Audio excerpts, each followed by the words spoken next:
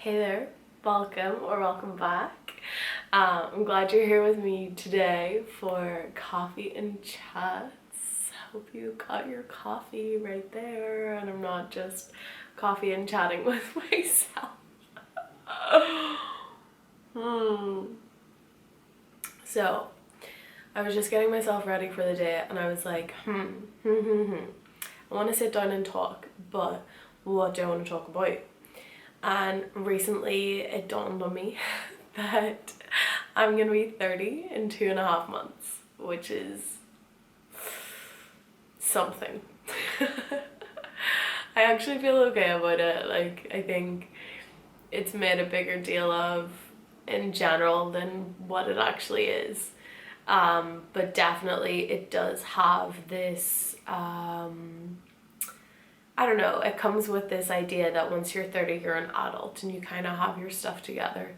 And that's not really me. I mean, I kind of have my stuff together, sure, to a certain extent, but not as much as other people in their 30s, or not as much as the expectation of someone in their 30s. I don't know. Yeah, 30 just creates a bit of pressure if you let it, and it doesn't really have to be like that. I feel okay about it. I'm kind of joking about it with my friends and I'm like, oh my gosh, I'm so old, I'm gonna be 30. But I don't really feel that old. I still feel like a teenager. And I think that's the secret. That's the secret to life. You're welcome. See you later. No, but for real, I thought I would just like reflect a little bit on my last 10 years and share, I guess, my experiences with you guys. And maybe it encourages some of you to do some stuff or encourages you to not do some stuff, because I've obviously made mistakes in the last 10 years too. But let's just get into this. The first time that I moved away from home, lived somewhere else, was when I was 20. I went to Cambodia initially for 2 weeks on like a project, a mission project, to work with some organizations there, and to learn about the sex industry in Cambodia and to help in any way we could with women and children, because that's obviously a big problem there. If you don't know that, now you know that, and I'm glad you know that and that you're more conscious of that. Of course, sex trafficking is a thing everywhere. It is a big issue everywhere, no matter what part of the world you're in. But particularly big and sad there, because there's a lot of child sex trafficking, and it's very tough to see that and to witness that and to be around that and feel somewhat helpless, even though you are there to help, you know. So that was my first experience of living away from home. I lived in Cambodia for 7 months. I worked with a really great NGO, and we worked with the street kids of the mums who were out working, and the kids were also like selling things on the streets, trying to make money, trying to hustle, you know. And they weren't really allowed to be kids, so we had a bit of a safe space for them where they could come, read books, watch movies, talk to us, play, you know, all of these things that kids should do. And these poor little babes were deprived of that because they had to go out and hustle and they had to go out and work, and it really broke my heart, and it was really difficult, but also so rewarding, and one of the best things that I've ever done. And I would recommend anyone to do that with my age. Like, I went at 20, I would recommend it even younger. The first time I went to a different country to do some sort of like charitable work, I was 14.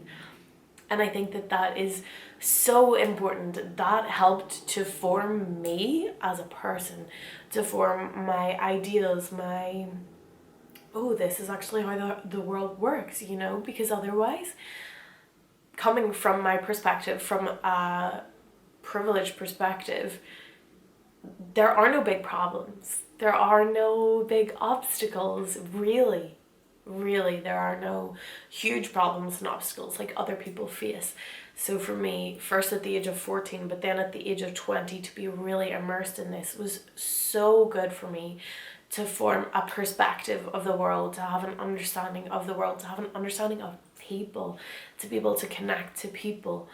And I just really, really, really recommend anyone, whatever your age, to go and work, if you can, in a less privileged place, to go to a third world country, to go and be with these people and see their experiences, live their experiences to an extent, because of course you can't actually, but to live alongside them in their experiences and to understand the variety of life. Like, if you are staying in your place, doing your things with your people, blah, blah, blah, blah, you know what I mean?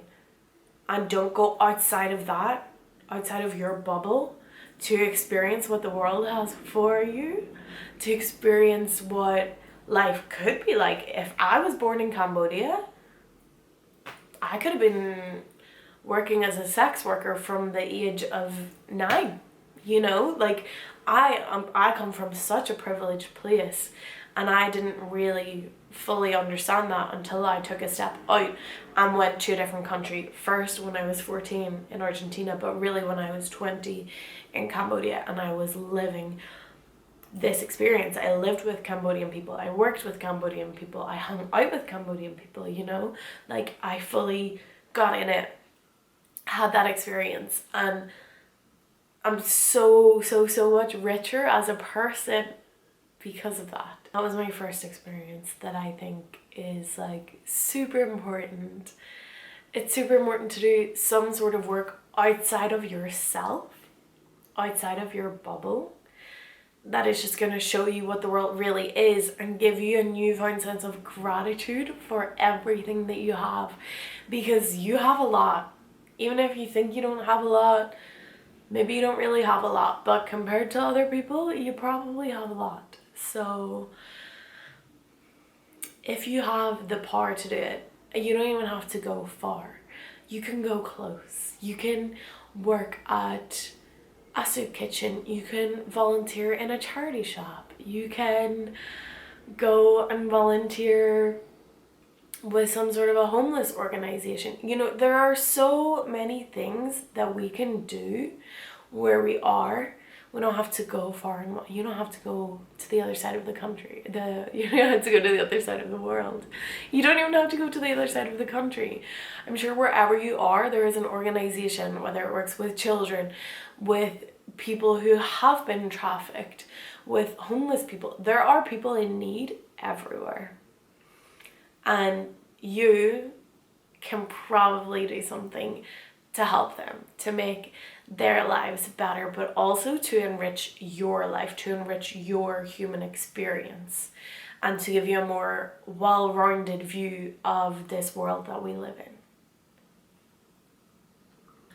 Okay, next is just traveling in general. After I came back from Cambodia, I moved to Australia with my ex-boyfriend, which was just like also meant to be. I had never had a desire to go to Australia. My sister was living there at the time when I met my ex-boyfriend, and I went to visit her for her engagement because her beautiful, wonderful fiance paid for me to go. Otherwise I would not have been able to go. And I had this incredible experience. I think it was 2 weeks. I went with my other sister. We went for my sister's engagement. We just had a beautiful time, and I fell in love with Australia. At the same time, I was like falling in love with this boy. He was moving to Australia, and I was like, okay, this is just signs.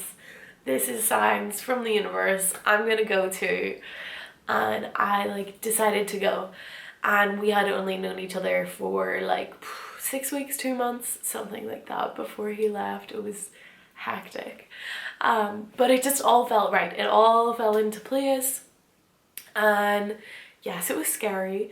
Yes, it was like, oh, shit, like, I'm gonna move to the other side of the world, kind of, for a boy. Like, what?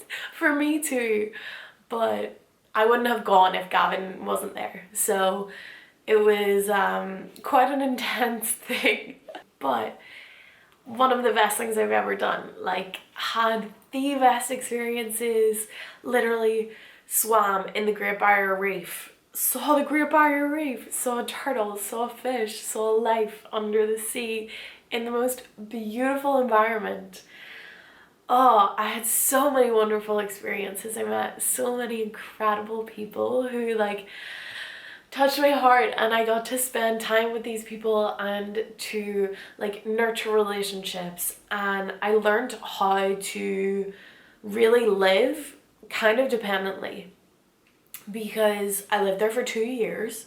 So it was a long time to not be with my family and my like actual friends, you know, my like friends from before I left. So it really, really, really helped me to grow as a person and to grow into kind of adult Emma. Because although I'd lived other places and I'd done things, whatever, I feel like this time in Australia was when I really started to come into myself and figure myself out and be a bit more adult-like. It's also where I met some people who sparked something in my mind to go vegan. And I went vegetarian first when I worked on a farm, because you have to work on a farm or do some sort of regional work for 3 months to get your second year visa. So I did that. I went vegetarian and then eventually went vegan before we moved back to Ireland. So just so many experiences. I grew, I opened up, I opened my eyes, I opened my mind. I learned that I was super passionate about coffee too, which is one of my big passions in my life now. And veganism also is a super big passion in my life, and I learned about veganism there. So going to somewhere so different and so far away really opened me up to so much. Like, I'm so grateful to Australia as a whole for helping to shape me into the person that I am today. Honestly, if you have the opportunity to go to Australia or to New Zealand, also incredible, beautiful, beautiful country with beautiful people. If you have the opportunity to do that, do it. Like, why are you not doing that? Worst thing happens, you go, you don't like it, you go back home. That's it. Okay, my camera died. I don't remember entirely what I was saying, but I know that I was blabbing on about Australia a lot. It was truly such a good experience. And yeah, like I said, if you have the opportunity to do that, please go and do it. I can't imagine you would regret it. Like, I really can't. Yeah, so that's that. I reheated my coffee in the microwave too.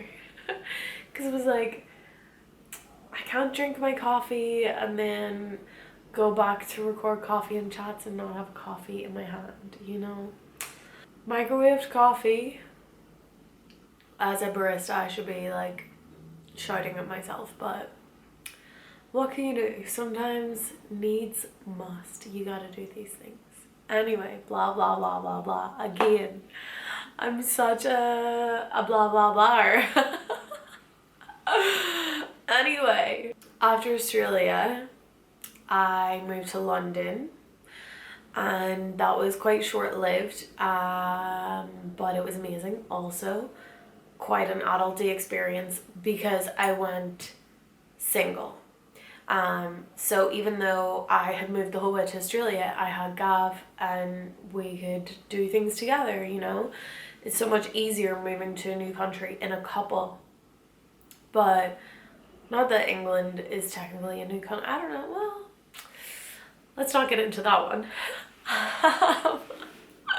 So I moved to London on my own, and that was a real learning experience as well. You know, I had lived on my own for the first time in a flat share. I met really cool people too.